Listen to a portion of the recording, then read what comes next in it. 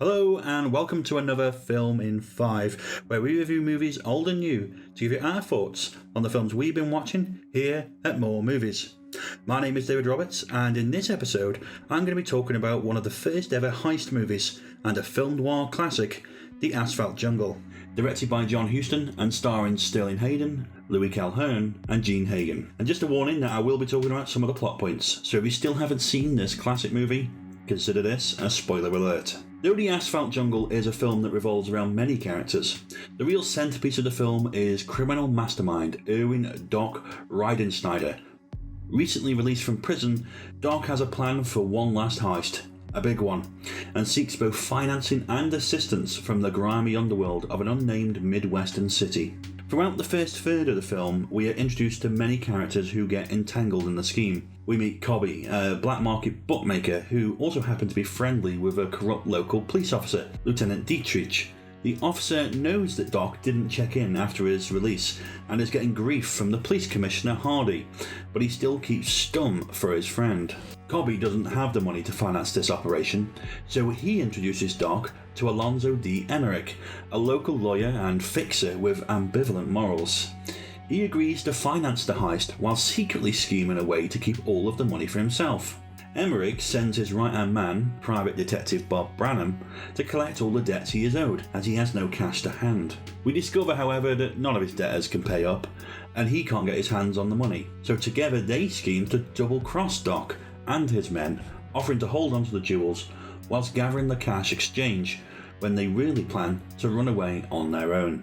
What's in it for me? Doc hires his men, including Louis Chiavelli as a boxman to break open the safe, and Gus Minissi, a hunchbacked diner owner who we met earlier in the film, a trusted contact of Chiavelli and Cobby. The last man hired is a gambling addict tough man, Dix Handley, a hulking Kentucky hayseed who is a good friend of Gus's. With everything in place, the heist begins. Of all the shenanigans we've come to expect from a great heist movie, alarms accidentally tripped, knocking out police officers, crew members getting shot, it all goes down. The team get the jewels, however, and escape from the crime scene. Chiavelli, injured with a gunshot wound to the belly, is rushed away with Gus to his house, where he attempts to contact a local doctor. Doc and Dix run to Emmerich's, where the attempted double cross begins. By the end of the meeting, Emmerich's man, Branham, is shot dead. There is no money for the jewels, and the police are crawling all over the city. There are only two burning questions. Can they get any money in exchange for these jewels by any other channels? And can they get out of the city before the police catch up with them?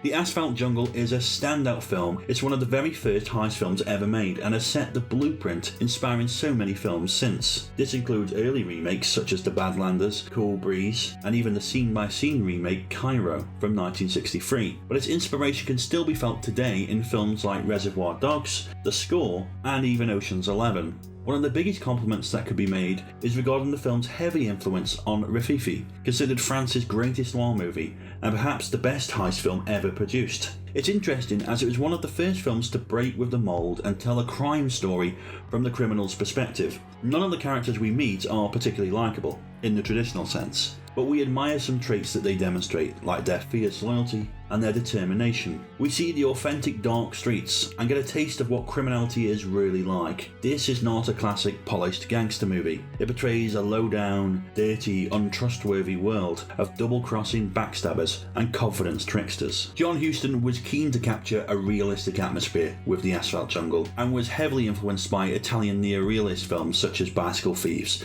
and Rome Open City.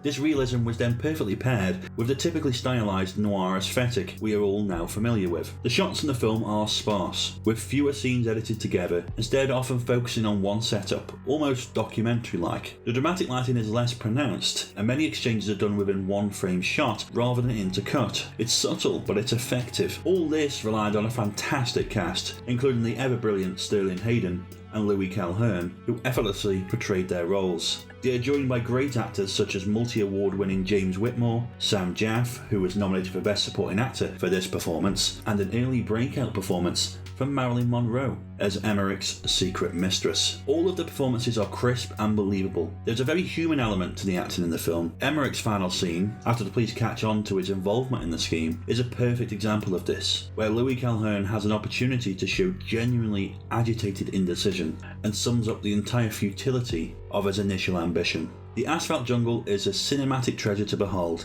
and certainly one of the many jewels in the crown of the film noir genre. The battle's finished.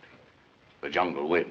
That's it for this review. What did you think of the Asphalt Jungle? Let us know in the comments down below. Till next time, take care of yourself and keep watching more movies. That's it for this video. Let us know your thoughts in the comments down below, and remember to like, share and subscribe right here on YouTube. For more film reviews and articles, check out our website moremovies.co.uk, and join us on social media at More Movies For You. That's on Facebook, Twitter, Instagram, TikTok, all across the board. You know the score. If you enjoy what we do, please consider supporting us at buymeacoffee.com or join us on one of our packages on Patreon. The links are in the description down below. And for more filmtastic content, click one of the buttons on screen now.